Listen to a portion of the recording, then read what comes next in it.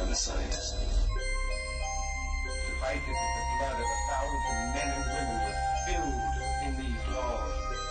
Limbs twisted and broken, eyes gouged from bloody sockets, flesh burned black.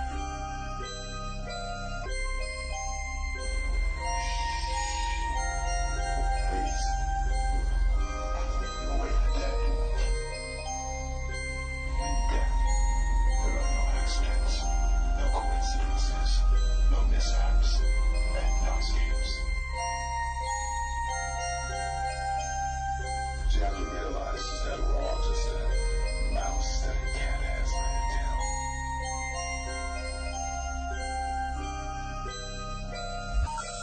The number you have reached, 911, has been changed to a non-published number.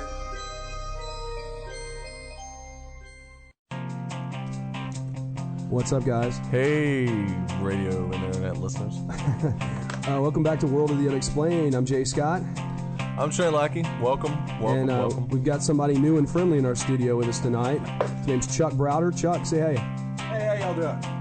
Chuck's going to be our Chuck. Producer pretty soon, once we're working, still under construction on the studio we're doing. He's got a lot of problems right now, you know. So if you hear any weird noises, that's our fault. That's it, basically. We got a lot of open space here right now. Anyway. Not that we're against open space. No. Well, tonight we've got Joshua P. Warren with us. You've all heard of him. He's written several books: Haunted Asheville, How to Hunt Ghosts. His newest book out about pets. We're gonna talk to him about that a little bit tonight, as well as the Genesis Project, which Joshua and ourselves were involved with. And also, we're going to talk about the XOPS television program that he was making with Discovery and see what kind of updates we've got on that. That sounds like a rollicking new show. I can't give Josh, I can't tell you everybody what all he's done. It's just so much. I mean, he's a president of Lemur Team. It's a, paranormal investigation thing. Of course. I mean, it's just so much stuff. And luckily, Josh has agreed to be on our show tonight. He's a good friend, and I hope you'll enjoy it. So here's Josh. Hey guys, Hey, how's it going, man? doing quite well. Happy to be with you, and congratulations on the new affiliates. Thank you. Oh, thanks, Josh.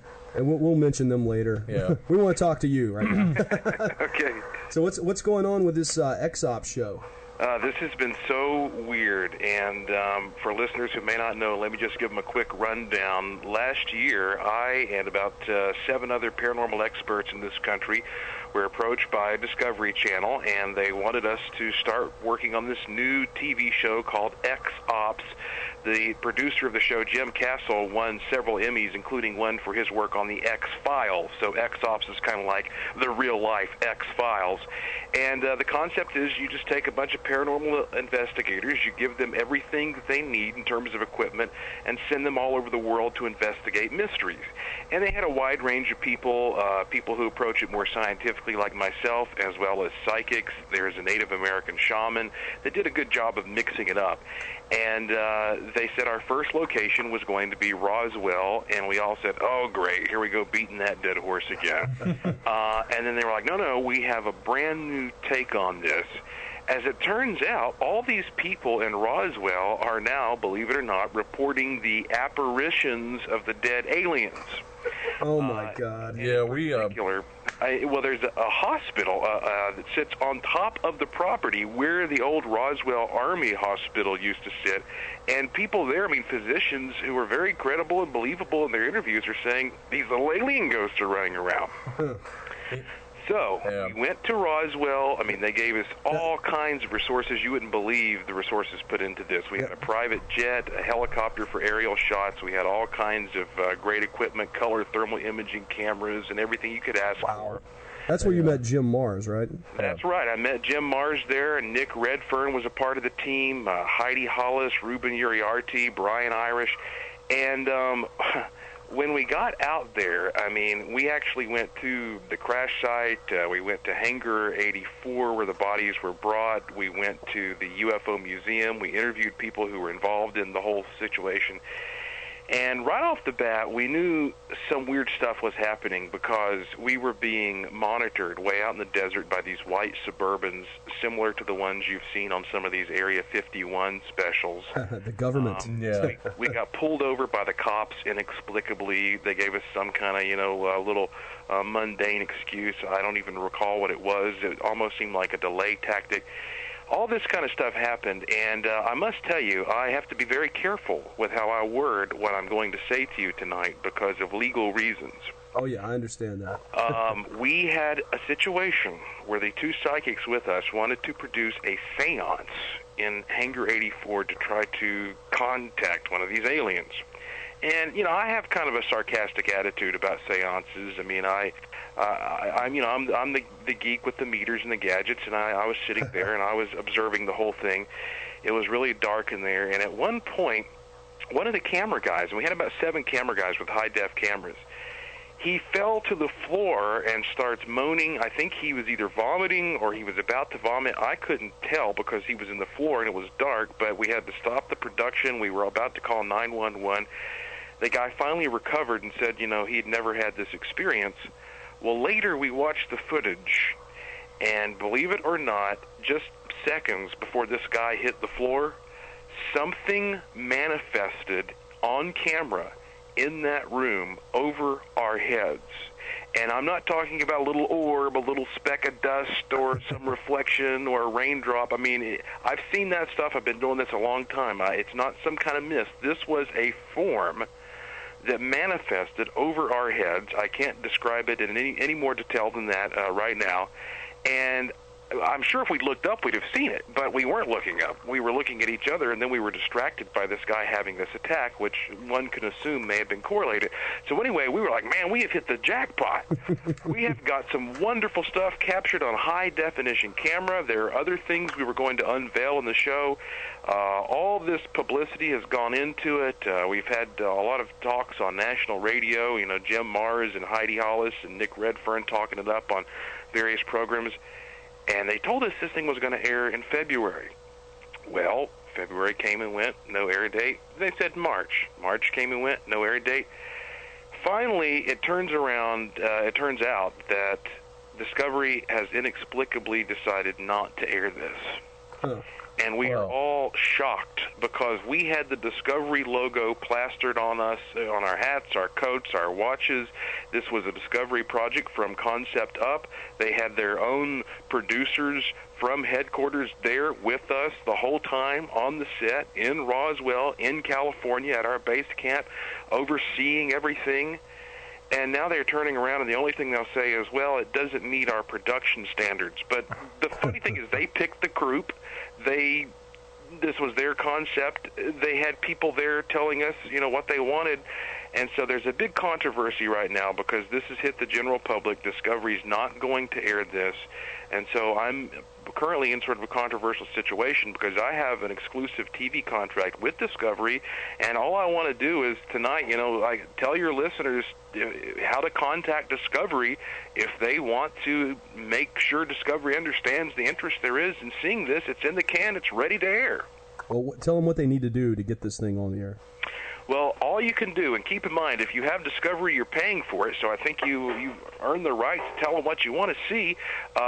Call Discovery during business hours. Call them tomorrow at area code 240-662-2000 and ask for the general manager's office. Again, 240-662-2000.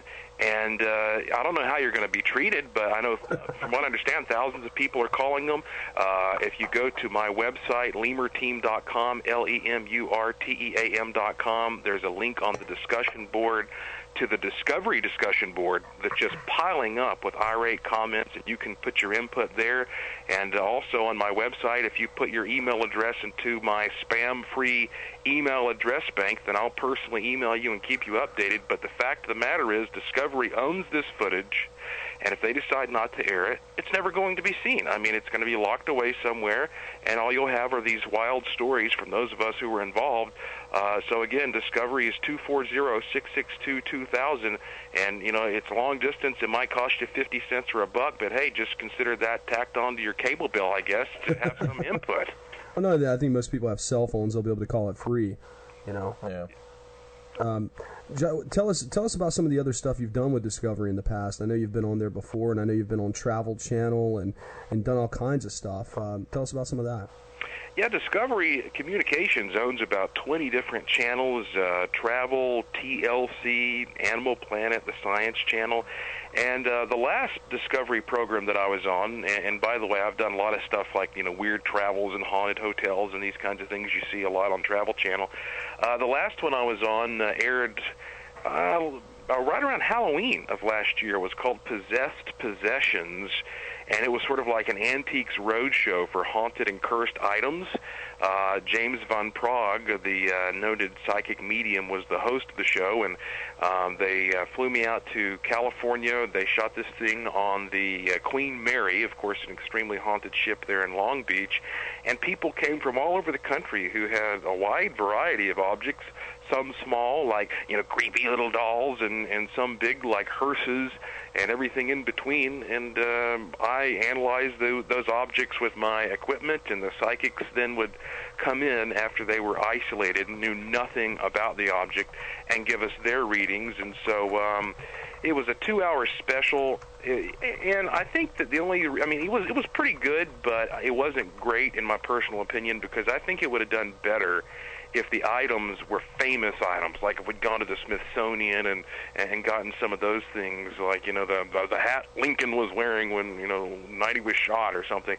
So that was the last project I've worked on, but I've essentially done all those kinds of shows that you see all the time. And right now, as you mentioned, I have a book, Pet Ghosts, coming out this summer, and it's been optioned for a TV series targeted for Animal Planet, and we're working on that right now. Now, can I talk about the other show that I know Eric was down and you guys were doing a trailer for it? I don't know if you can talk about that right now, or can you? Well, actually, I'll go ahead. Well, I'll throw it out there. I mean, you're talking about Phantom Limb? Yeah, that's one. Yeah. Right now, we are in the early stages of producing a program about the Phantom Limb phenomenon, and I'm hoping that somebody like the Discovery Health Channel will air it. But at this point, after this whole X-Ops debacle, I don't know what to think of what's going to get aired and what's not. But, the Phantom Limb phenomenon, also known as the Phantom Leaf phenomenon, it's really an important thing to investigate and to thoroughly confirm in terms of the paranormal, especially ghostly activity, because it boils down to using various techniques and processes to see if you can gain an image of some aspect of the energy structure that remains after part of a physical structure is destroyed. For example, you take a leaf, you make a Kirlian photograph of it, which is employed by passing a current through it, and you lay the leaf directly on a photographic plate, and you end up with this beautiful sort of fiery corona from the electricity that's passed through the leaf. Well, some researchers have done this and then taken the leaf and torn the tip off and Kirlian photographed it again, and the tip still develops. In fact, we have some of these pictures at lemurteam.com, and if indeed this is an accurate an accurate description of what these people have done and how they did it, well, then it seems to provide evidence that an energy structure may exist even after the physical is destroyed. And I've talked to numerous people who have lost limbs, and they can still feel them afterward. Sometimes they itch, sometimes they tingle, and sometimes this sensation never goes away. But I like to explore this more thoroughly, try to verify some of the claims that have been made, and so we are pursuing that now because I think it would make a great program. And if we are able to prove this phenomenon does indeed exist, well, the implications are enormous. Oh, certainly. And that seems to be an area that hasn't really been explored too much. That's how I feel. Yeah, you think that more people would do it, but it's strange. I think that, it boils down to this stigma in general attached to being the person who wants to push the envelope a little bit, who wants to go look for what's happening at the fringes of science, which is ironic because that's what science is supposed to be about. And what I find interesting is that science is designed to help us understand the simplest mysteries first. And we've done a darn good job over hundreds of years of using that process effectively to solve a lot of mysteries. But now we are pushing it out there on the fringes, and yet you have so many people who are afraid to truly use the scientific method because they are so embroiled in their careers that they don't want to take any risks. And science is all about risk-taking and throwing out a crazy hypothesis and testing it to see if there's anything to it. Yeah, that's true. But then again, I mean, science works also with people that have spent their whole lives with theory A, and they grew up studying it and practicing it, and all of a sudden somebody else goes out there and throws another theory out, and they just don't want to accept it because it in a way it's kind of its life's work, so I guess I would maybe explain that. Well, tell us about the Genesis project. Well, actually, I know about it. Trent knows about it. You know about it. But tell everybody what we found. Yes, and in fact, this is a good example of a crazy hypothesis that you throw out there and test. And it's funny because anytime we as paranormal investigators come up with a testable hypothesis, people just automatically say, so you believe this and you believe that? And no, if we believed it, we wouldn't be testing it. That's the point of the experiment. But the idea behind the Genesis experiment was to see if we could come closer to an understanding of how single-celled life forms originated on this planet, because that is a great mystery, or not just on this planet, but originated in general. We know once you have that cell, sort of what the process is. We assume the process was, in order for that cell to advance and multiply and over a long time turn into these complex creatures that we have today, but nobody can explain really how this initial cell formed from the primordial soup, which is interesting because if you look at, say, a single-celled organism like a euglena or a paramecium, they seem to exhibit intelligence. I mean, they hunt down food, they display sensitivity to their environment, they certainly seem to be alive, but they don't have a brain, they have no eyeballs, they don't have a spinal cord or a mouth in the way that we know. And so the question is, what is it about this thing that makes it intelligent? What is this point where consciousness sort of congeals into a little blob of interactive biological matter? And it kind of goes back to the whole mind-body dilemma, this concept that, we can think that, right now I can think I want my arm to move, and it moves.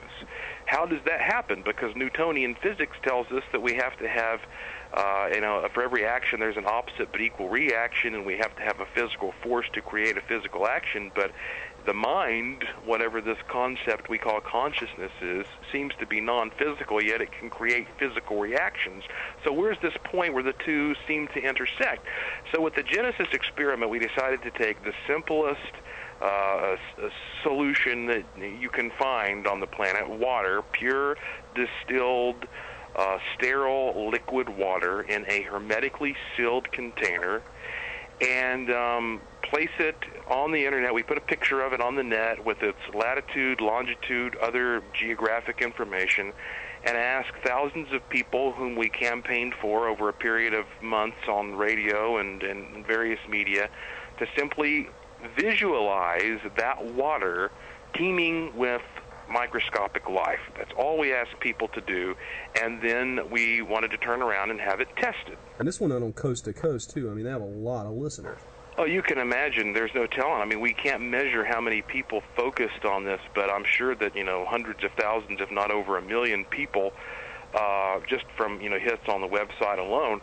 And so we had controls as well, and when it was done, the idea was to have somebody analyze it. And the funny thing is, before the program or before the project started, we had several people who claimed they would help us analyze it at universities.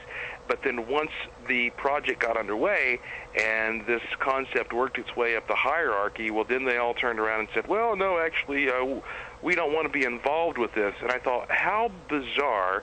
All I'm asking these folks to do is analyze a water sample and tell me yes or no. Are there any microorganisms? And they're afraid to do that simply because of who is asking them and why they're being asked. And that's a good example of that stigma I'm talking about amongst the mainstream, because these people were personally interested, but they didn't want to have any sort of public acknowledgement. So after this project was over and we were ready to have it analyzed, then it took me a while to find somebody who was willing to do it in North Carolina, Dr. Dave, and that is when you came into play, J. Scott, and I want to thank you formally and officially for being so helpful, so reliable, so efficient, because you live closer to him than I do, and so you were able to obtain these samples, take those to him. He conducted an analysis. It was even videotaped, the process of him, opening them. I haven't actually seen that video footage, but I know it exists. Oh, yeah. And he gave us the results, and they were negative. There was absolutely nothing to indicate life, according to his analysis, inside them. Now, I think that is extremely valuable, because now we know, apparently hundreds of thousands of people focusing on water is not going to do anything.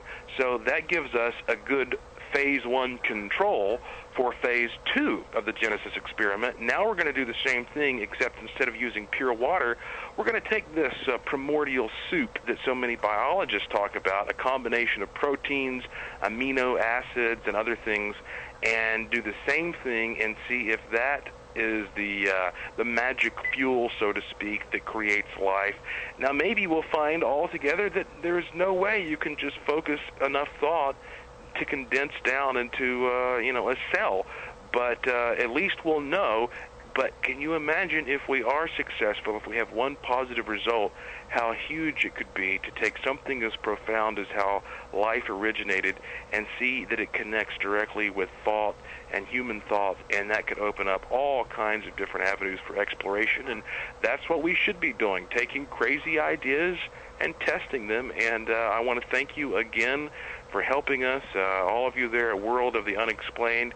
And I also would like to extend an invitation to you to be a project affiliate for the Lemur team to help us in any way you can with our research. We'd love to do that too. That'd be fun. Oh, yeah. But, flattery gets you everywhere, and, and I do appreciate it, but it really was a lot of fun. If a lot of listeners don't know, I've known Josh now for, how many years? 5, 6? Yeah, something like that. Yeah, and just the work that he's done, we actually met through a mutual friend, before a lot of the Discovery and a lot of the other television network stuff picked up for him. He was a published author at the time and a good paranormal researcher at the time as well, but and still is. But it just it seems like everything's really going great for you right now. He hosts his own radio show also called Speaking of Strange, and that's on Asheville. Is that the WPEK? No, that's a WWNC. Yep, it's on 570 WWNC, and it airs every Saturday night, 8 to 11 p.m., streaming worldwide on the net, and we just now started podcasting, so last Saturday's show is online now. That's great. So they can check that out at www.wwnc.com. Is that correct? Well, you can go directly to the show's site, which is speakingofstrange.com, and find the information, but the actual archive is at wwnc.com. But speakingofstrange.com is the best place to go to get an idea of what we're offering. Awesome. Well, we usually take a break here, but we're not going to now because we want to get you for all the time we can.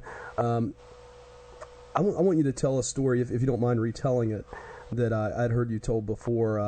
It was about your post office box and the smokestack on the moon. Yes.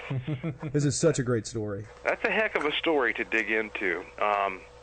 But here we go. It's funny. I started out as a teenager just primarily investigating ghosts and apparitions, but the more you get into this field, the more you realize that all these different paranormal subjects often connect at some level, and you can't really restrict yourself or limit yourself to one area necessarily if you want to have a comprehensive understanding of what's going on.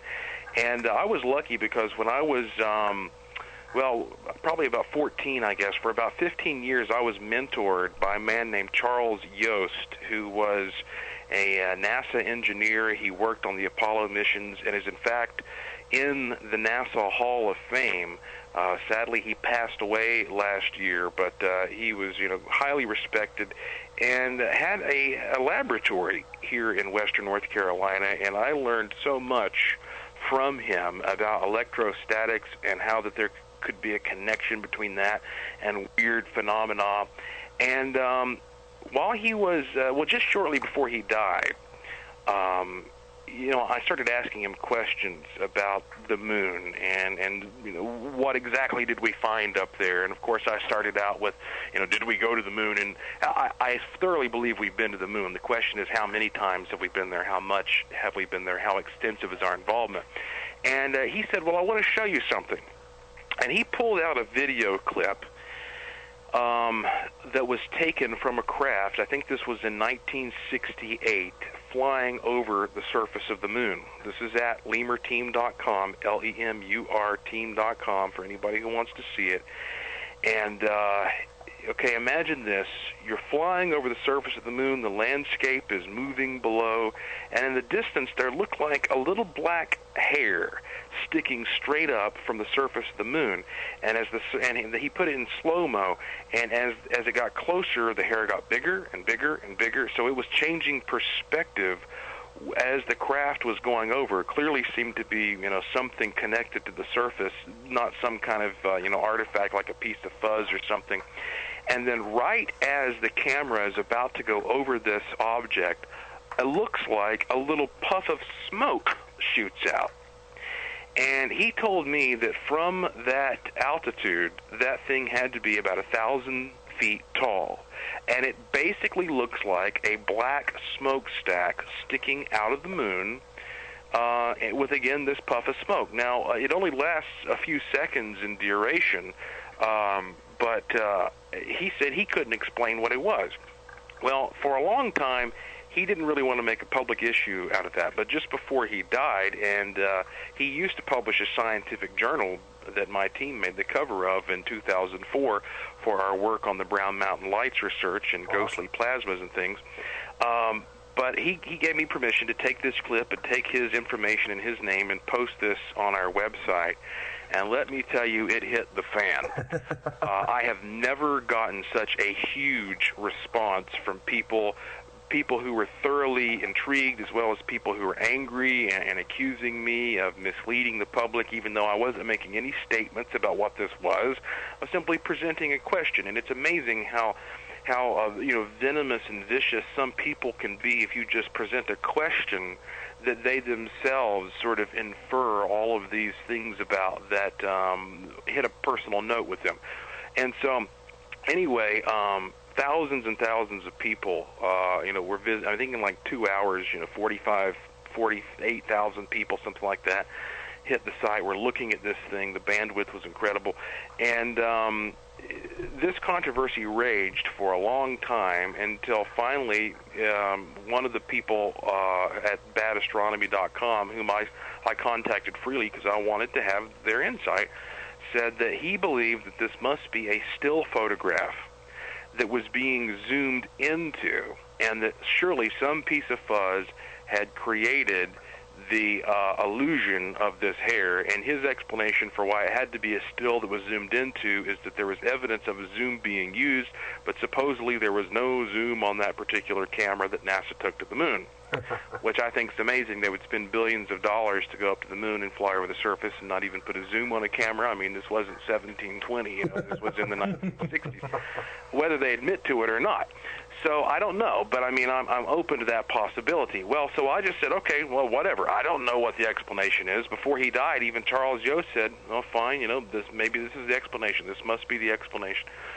And that was it. Well, then, not too long ago, I got contacted by an individual who is associated closely with NASA, who started leaking information to me about this footage.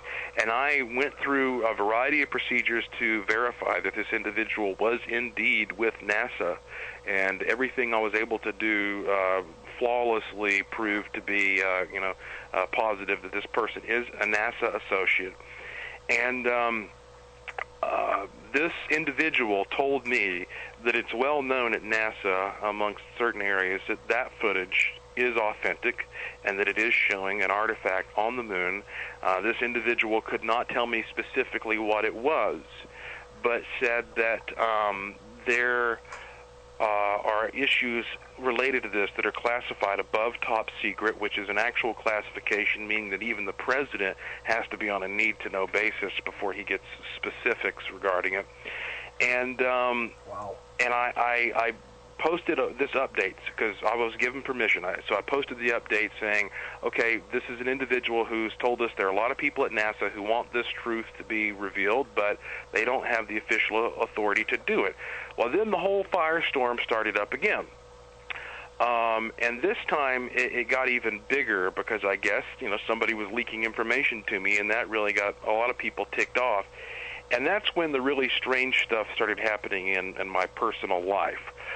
Without going into great detail, weirdos started popping up around my house, doing some very mysterious things. And I do take some measures to keep my actual physical residence location confidential. And, individuals who had government tags were, mysteriously popping up at my house, asking a variety of questions that made me uncomfortable, started having a lot of interference on my telephone line. I've had a post office box for 10 years. My assistant went by the P.O. box to check my mail, and it was locked. And so she called me and said, did you pay this thing up? And I said, yeah. So it turns out she went in the office, and they said, well, Homeland Security says that Mr. Warren needs to come in here and give us his information again so we can confirm. And so I had to go to the post office and fill out this Homeland Security stuff and give them all this information. A lot of personal things along those lines began happening, and then just right afterward, a news story broke where the Russians announced that they had plans to go back or to go to the moon within the next 10 years with the goal to mine a substance called helium-3, which is a very clean, efficient fuel that can produce fusion reactions and could power all the needs on planet Earth here for hundreds of years, if not more than 1,000. And they claim that this is an abundant substance on the moon, and so the Russians are going back. And, of course, mining some substance may have some relationship to what we see, this smokestack-looking thing. And so for all I know, this substance is already being mined on the moon. Whether it's humans or aliens doing it, I can't tell you, but somebody may be up there making use of some resources on the moon. In fact, we know that the moon appears to be hollow, which might even indicate that something is being taken from the core. I mean, the moon rings like a bell when a meteor strikes it or when part of a rocket booster falls back and hits it. And so it's possible that there is an operation that is taking this energy resource from the moon, and whoever's doing it does not want that to be unveiled to the public at this point. And that may be quite simply why that there is so much attention on somebody like me who has the ability to speak to a lot of people through radio and TV and books and the website, who is willing to do it. They don't want somebody like me getting a little bit too close, and that may be just like with the Roswell thing. Maybe they thought they were going to send a bunch of us, little ghost guys out to Roswell. We were going to come up with a spooky little story to put on late at night that everybody could get their cheap paranormal thrills from. But when we got there, they made a mistake, and they gave us the good stuff, the good technology, and we actually found some stuff. We did our job too well, and now it disappears. And so I wonder if when you get people who are doing research who actually get some answers, if that's when they start paying attention to you. Wow. That's quite a story. Let me give those numbers real quick. If you guys want to call in and speak with Mr. Warren, that number is 800-960-2289, 800-960-2289, or you can call locally 336-996-1596. Wow, that's a heck of a story. The Homeland Security thing is creepy. It's pretty great. Okay. Or not. I don't think it'd be great. great. I don't think I'd want to visit my post office box. Any kind of attention. Oh yeah, I don't know. Well, okay, maybe anyway. not. Okay. So tell us about this new book that you've got coming out. When's it going to be ready? Pet Ghost should be out in July, and I'd like to make it clear for a lot of folks that Pet Ghost, you might think that it's just some book about, Granny and her old dead dog, but it's not like that at all. In fact, we have a few of those stories in there, but the idea for me behind Pet Ghost, unfortunately the publisher gave me a lot of flexibility and freedom to explore areas that may even be considered slightly off topic. But for me, the idea was to explore the concept of non-human spirits or non-human apparitions. And so we're not just talking about a dog or a cat or a fish or something that dies and comes back. We're also talking about some creatures that blur the lines. Perhaps a little closer would be something like the black dogs or the devil dogs of England that seem to come out of nowhere and fulfill some, ominous deed and then vanish, and they don't seem to ever really be connected in any direct, permanent way to this realm. You also have, Mothman, Bigfoot. A lot of these cryptids may, in fact, be either the ghosts of animals that are now extinct that are still sticking around, because I have seen dinosaur ghost pictures. In fact, I have some in in Pet Ghost. There are pictures of what appear to be pterodactyl spirits that could be God knows how old, and but also the possibility that these are interdimensional beings, that there are creatures, animals, if you will, that exist just as realistically as animals exist here on this plane that we call physical, but they exist at another frequency range, which is just intangible to us as these radio waves that you're broadcasting right now, because these radio waves, they're invisible, we can't hear them directly, we can't feel them, but they are real and they carry information. And so I'm sure that in other frequency ranges, there's a possibility that animals exist that are usually non-physical to us. But then when something critical is about to happen, some change in our realm, like an earthquake or some other buildup of energy, it might kind of warp the frequencies. It might increase some and lower others, and there is this limited window where creatures from another dimension are able to enter into our physicality and vice versa, and we have these shocking temporary encounters with them, and then something major happens, for example, like the collapse of the Silver Bridge at Point Pleasant, and that is then the balance is reinstated and they disappear again for a little while. And so it's almost like a capacitor or a condenser in electrical terms, building up a small series of charges gradually until it reaches this critical point. It climaxes, it discharges, then it falls back down. And right before we get to that point, the frequencies all around the Earth change, because the Earth is so extremely dynamic. Very few people realize what a dynamic electrostatic and electromagnetic machine it is. And that's why the sightings of these creatures are often considered ominous, because people see something like Mothman, and then a few months later something major happens, and so they think, well, Mothman was an omen of this event. And we can't be sure about the cause and effect there, but there does seem to be a relationship between major events happening on this planet and these creatures being seen. And even last year, we had a rare earthquake here in western North Carolina, where I live. I felt it pretty well. I think it was, about a 5.0 or something like that. And afterward, people started calling me on the radio program saying that they had seen these big, dark, winged beings flying around in the sky just minutes before the earthquake here. So pet ghosts really, it digs into some complicated territory. It talks about the fact that animals in general, in so many cases, are psychic. I mean, they can hear frequencies and see frequencies that we can't. Some, like sharks, have sixth senses, like the magnetism. So we look at the fact that animals already are more psychic in many cases, and we apply that to why they may come back after they've died to their owners if they're pets, in addition to these more fringe esoteric areas where we examine Bigfoot, Loch Ness, Mothman. Is Bigfoot really a biological, organic, physical creature, or is Bigfoot some kind of interdimensional thing? Personally, at this point, I'm leaning more toward the fact that he's interdimensional, and while he's here, he's completely physical. He leaves footprints, he leaves hairs, but if we ever find a Bigfoot, I'll be the most surprised person. Wow. Well, this is just more of a local thing, but I mean, it's kind of related. What do you think, Josh, about the Bladenburg vampire beast? What's your take on that? Well, if you would refresh me on some of the specific details, because I've looked extensively into that case. Okay, well, anyway, it happened in the winter of 53 and 54, around a 6-month period. And Bladenburg is a very small town in eastern North Carolina. It's southeastern. I think it's just maybe an hour or so northwest of Wilmington.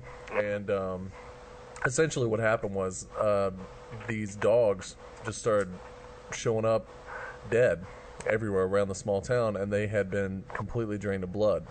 And essentially became a big scare, and eyewitnesses who saw the thing basically saw what looked to be like a Black Panther-like creature, a very large cat-like creature leaving the scene of the crime, so to speak. And it only lasted about 6 months or so, and they had a huge hunting party out there in the swamps trying to flush it out. And eventually, as mysteriously as it showed up, it went away. And to my knowledge, there hadn't been any kind of sightings of the vampire beast since that point in that region. So. Well, right off the bat, I see some connections there between Mothman and the Highgate vampire. I believe you interviewed David Farrant not too long ago. He's coming on. Next Have you week. Seen what they've done to our guest book? We had to end up taking it down. Oh, okay. Yeah. Manchester, Sean Manchester, Bishop Manchester's come on and it's been crazy. They've been going back and forth. Anyway, back to what you were talking about. But one thing about Mothman is one of the first sightings, in fact, the sighting that kind of started the big craze, involved a dead dog. The people were running from Mothman. They saw a dead dog on the side of the road, and later they went back and it was gone. And then in a nearby town, a guy had reported that his dog ran outside that night barking and just suddenly disappeared, and it was a German Shepherd in both cases. So Mothman could be a dog eater or Mothman-type creatures. But one thing that I should mention of a more personal nature that I find intriguing is that Mark A. Hall has this theory that Mothman-type creatures may simply be big owls. He calls Mothman Big Hoot instead of Bigfoot. And when I was a kid, my mom and dad, they had, sort of a farm, and it was my job to go around and, feed and water the animals. And one day I went to the chicken pen, and there was this chicken laying there dead with all of its blood drained. And, I thought it was, pretty strange, but I didn't think much else of it. Well, then this started happening every other day, and every time all the blood was gone. So finally my dad, he put up a muskrat trap inside of a box or a crate that had some bait, and in the middle of the night the dog started barking, going nuts, and we knew there was something up there moving around, captured, and we went up, on the edge of our seats to see what was going to be inside. And I kid you not, this about 3 foot tall great horned owl, all puffed up and very ticked off, came walking out of that crate with one of its claws stuck in that muskrat trap. And I would hate to have gotten his talons in me that night, but my dad took a pole and let him loose, and that owl was getting these chickens and sucking their blood. So that does lend some credence to the fact that maybe some of these creatures that are bloodsuckers are huge birds.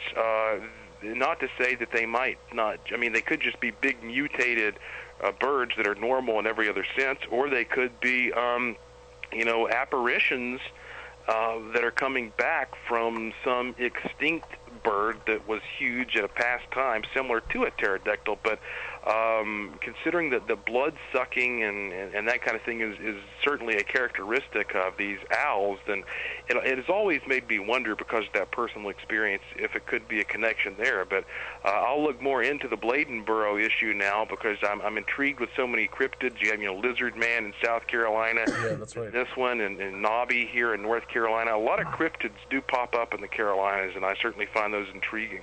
Yeah, that's true. It's pretty interesting.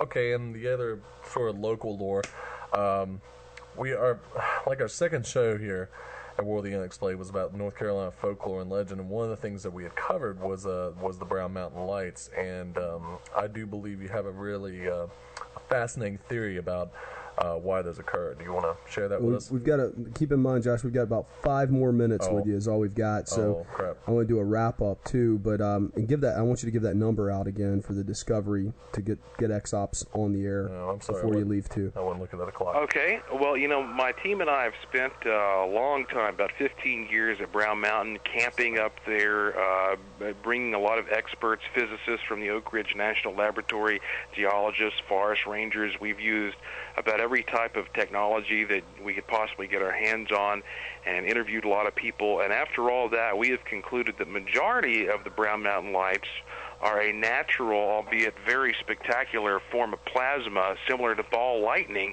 that is being produced by some special geologic characteristics of the mountain.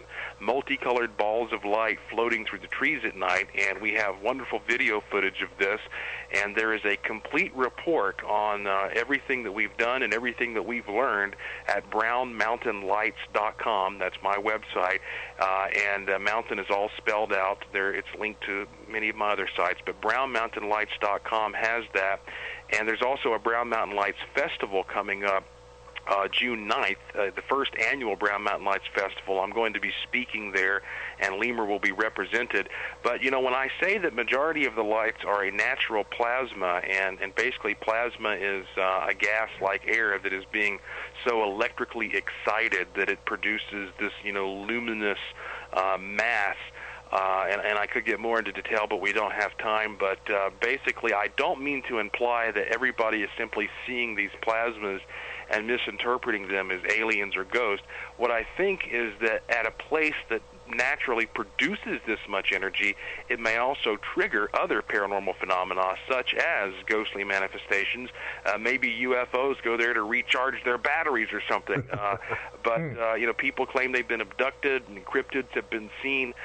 It's one of those paranormal hot spots, and it's a wonderful story. The government, I think, or the military particularly, is interested in Brown Mountain as well. But again, brownmountainlights.com will give you the scoop. And speaking of the possibility of government interference, the heart of the Roswell story is government cover-up.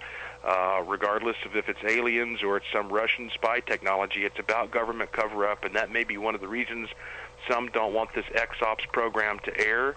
But if you want to see this thing air, your only hope, I guess, is to this week, tomorrow, call the Discovery Channel's office.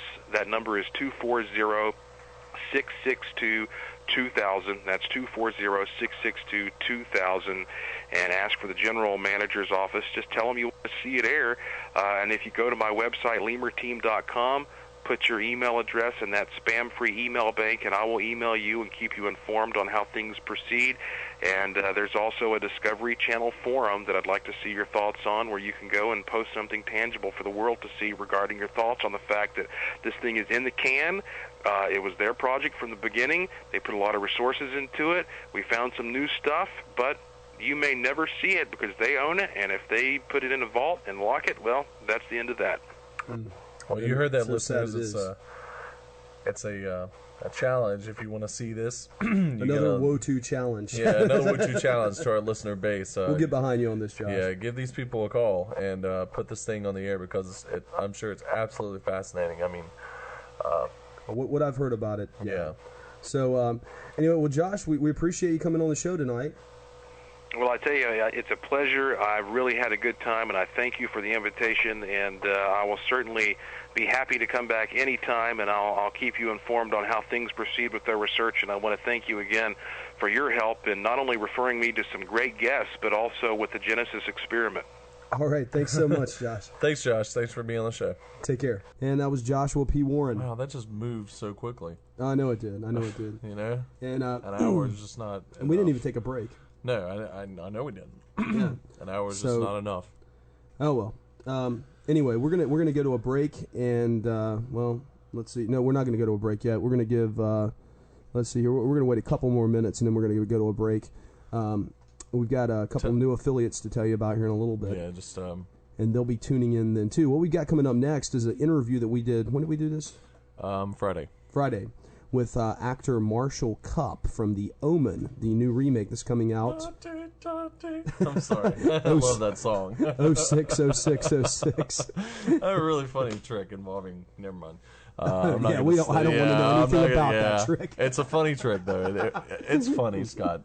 Okay. But it's Stupid really human tricks. It involves pets, too. But I mean, oh God, it involves pets. Yeah. And I'll just let the listeners decide what that is. Chuck's shaking his head now. I don't know. Oh, you guys have will you laugh. seen this trick? You think it'd be funny if you're drinking?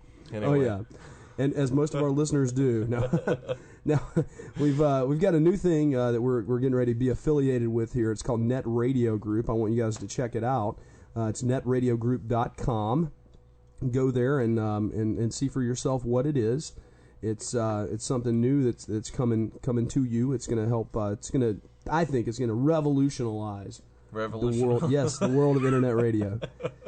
And I've also got some press clips that we're gonna scan and put up on the website later. Yeah, we made the papers. Yeah, we made a couple different papers now, and more to come. But we're going to put that stuff up on the website for you guys to check that out.